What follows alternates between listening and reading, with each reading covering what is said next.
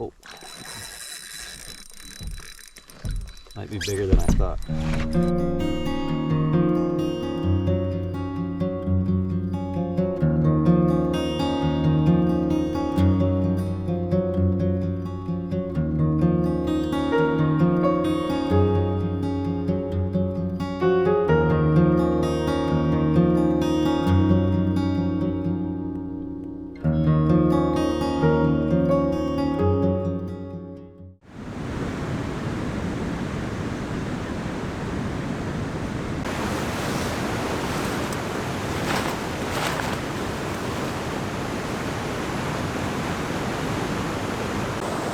Bugs are on it today, just like every day.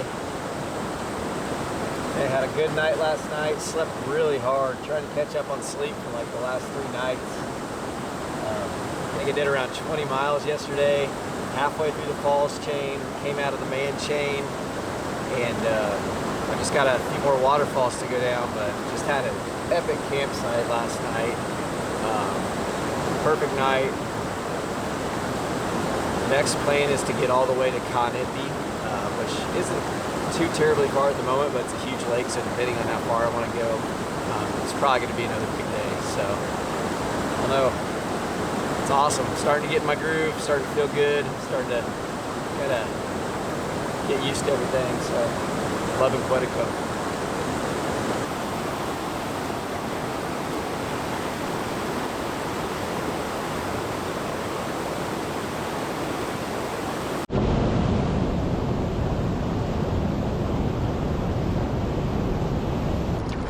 Under this falls is going to be a little more productive.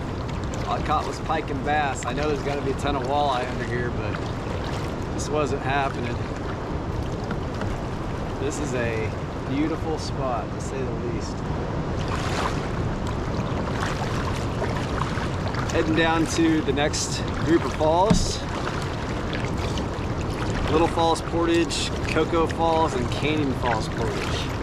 So once I get through those, I'll be in Kenny, and then after that is Kennebaugh Falls, which is supposed to be one of the most beautiful falls in Quetico. So, got a lot of nice things to look at today, and I'm going to get to an excellent destination by the end of the day.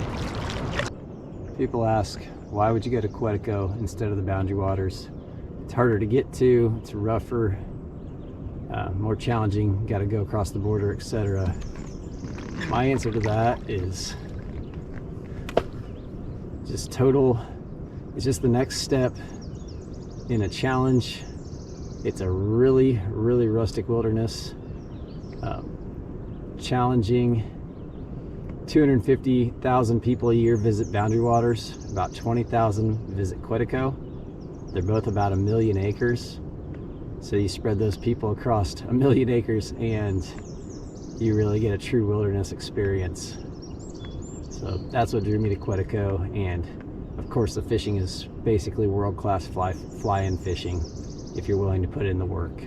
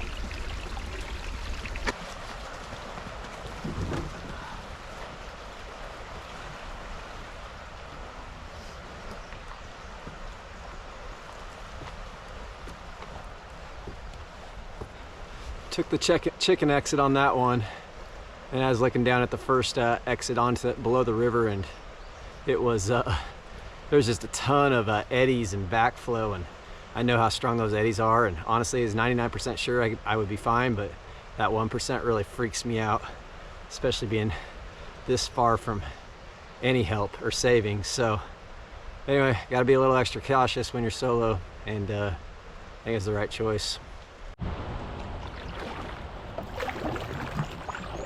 This route that I've been on, so I came a little unorthodox from Moose Lake and through the man chain, but generally speaking, people that want to come up the falls chain go out of Cache Bay, which is up on the east side up Gunflint Trail. So a lot of people, well, a lot, relative speaking, Quetico, so not that many people, but point being, it's a popular route through the falls chain up into Kanipi, and a lot of people will just stay there for a week and fish. Kanipi is one of the best fishing lakes in all of Quetico. Just a walleye factory, big bass, big pike, few trout in there, but from what I've read, it's not really a fishable population unless you really know what you're doing. So anyway, I've been wanting to get here for about 4 years now. So finally COVID's lifted, and I'm getting to fulfill that desire. So I mean, I haven't seen anybody all day, and perfectly calm, the lake all to myself. It's just incredible.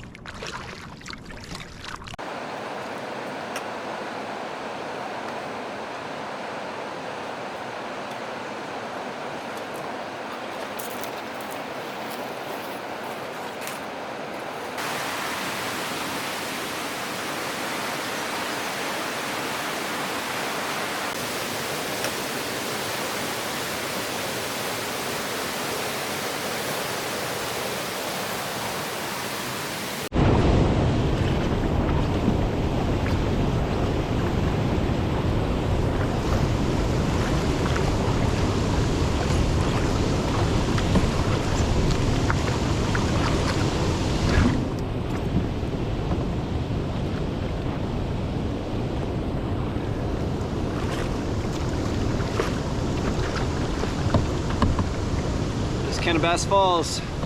I'm through the fall chain into Kanipi proper. That was a really nice portage around Kanipi, dry, wide open. Got a good look at the falls.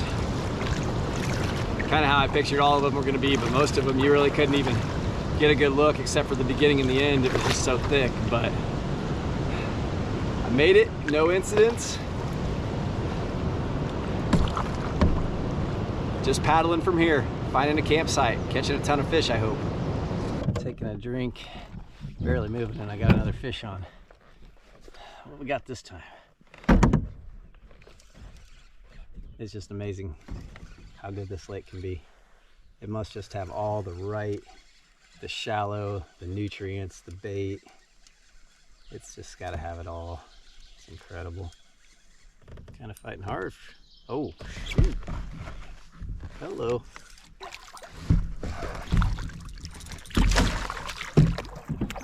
Stay on here, buddy.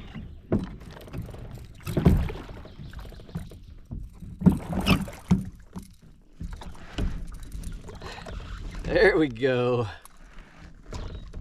There we go. That's more like it. Heck yeah. That's probably a 22 or 23. That's way too big for me to keep. Yes. One thing I like about fishing out here in canoe country, you don't have, you know, all the tools you normally would as far as fish finders, and you know, don't really have a lot of boat control, no trolling motors, anything like that. So you really just gotta fish on your instincts, which is, I mean, how most people grew up fishing, you know, how they learn to fish, kind of on instinct. Most kids, at least I didn't have, you know, someone taking me out on a boat with a fish finder and trolling motor and putting me on the spots. I just kind of had to figure it out. So you learn to develop instincts, and out here it's the same thing. You just look for islands or pinch points or, you know, anything. Kind of think like a fish and think, where would I like to ambush prey? So I don't know, it kind of brings you back to how fishing started and where fishing, you know, used to be. Now it's just staring down at a live scope screen all day, you know, and not using any instincts. You know, anyone who knows how to work the technology can go and catch fish now, which is cool in some respects, and the technology is amazing, but at the same time, I just love fishing off instincts.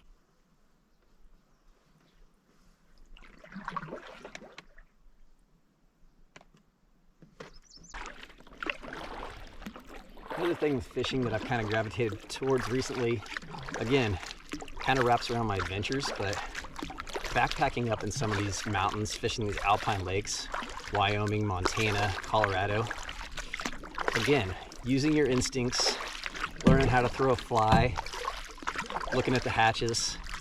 Again, that's where I've gravitated to, because it's just a different, A, it's a different thing to learn, and B, it's just being out there and being in these places and successfully catching fish is just extremely rewarding. Just like catching a big fish out here. Like, I don't know, it just hits a little different. Another 20 plus for sure. Whew. Ain't done yet either.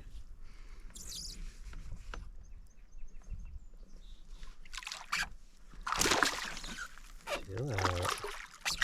Not hooked very good.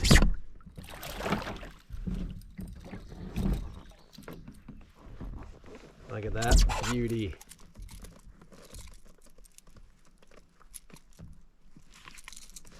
Nice and black. That is a tanker.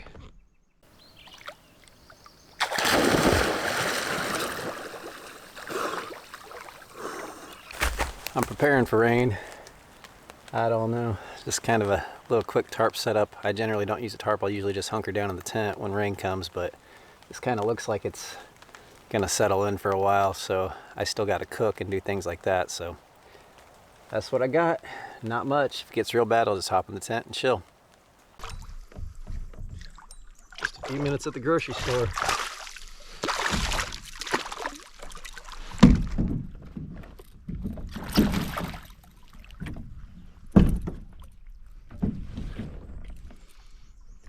All right,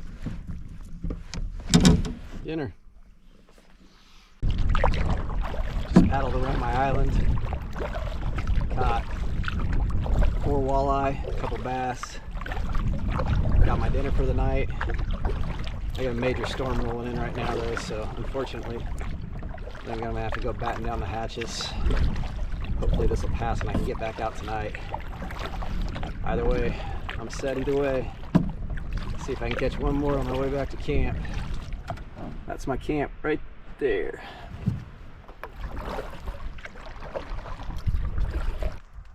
Thinking about filleting up that walleye. It's sitting over there staying cool in the water, but I'm just not really sure if this is gonna get worse or better. Just checked the Garmin weather and it looks like we have thunderstorms till about 10 o'clock tonight, then it clears out. So just kind of, if it's just gonna go like this for a little while, I'm not too worried about it.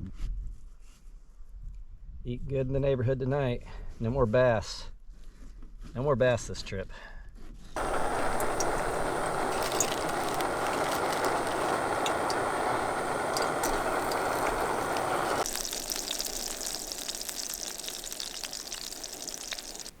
That's pretty good eating for out in the middle of nowhere.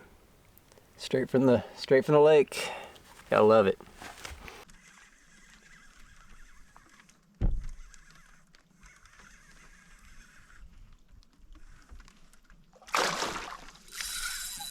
A big gator. Yeah, on him.